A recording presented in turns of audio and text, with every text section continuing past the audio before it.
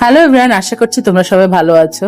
আমিও ভগবানের কৃপায় ভালো আছি। তো এটা হলো কিছুদিন আগের ভিডিও, আষাঢ় মাসের 30 তারিখ, যেদিন ছিল আমার বাবুর আর মায়ের 33তম বিবাহবার্ষিকী।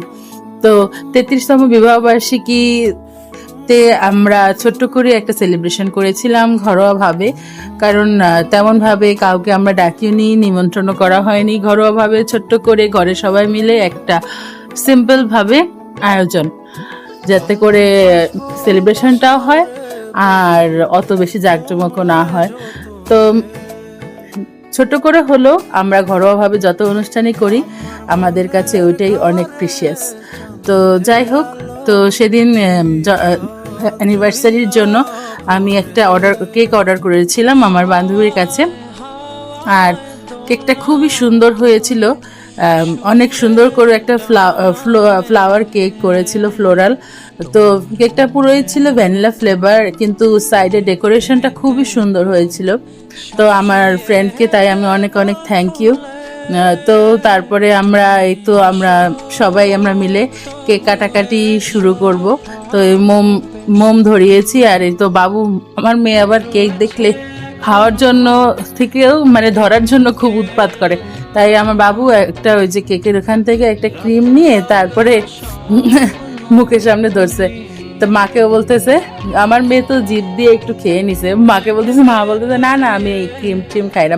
বাবু বলতেছে যে না, খেতে হবে না, তুমি একটু মুখের সামনে নিলে একটু করবা। তো এইভাবেই আনন্দ মজা করে আমাদের সেদিনটা খুবই সুন্দর কাটলো। তো আমাদের ঘরে আমি, মা, বাবু, ভাই, মনু, তারপরে পলাশ ভাই, দিদা, স্বপন কাকা, আমরা এই কয়জনই ছিলাম, ও শান্তনু ছিল। তো সবাই মিলে আমরা ছোটোখাটো করে এই সেলিব্রেশনটা করেছি। খুবই ভালো লেগেছে সেলিব্রেশনটা, আমাদের সেই দিনটা খুব ভালো কেটেছে। আর আমি বাইরে থেকে খাবার অর্ডার করেছিলাম, আমাদের ভোলার কাছের লাইন থেকে খাবার অর্ডার করে এনেছিলাম। মাকে বলেছিলাম তোমাকে আজকে রান্না করতে হবে না, রাতে তুমি আজকে রেস্ট, রাত্রেবেলা আজকে আমরা বাইরে থেকেই খাবার খাবো। তো আমরা তো যেহেতু তাড়াতাড়ি ভাত খাওয়া হয় না, সেজন্য আমি অর্ডার করে বাসায় এনেছিলাম।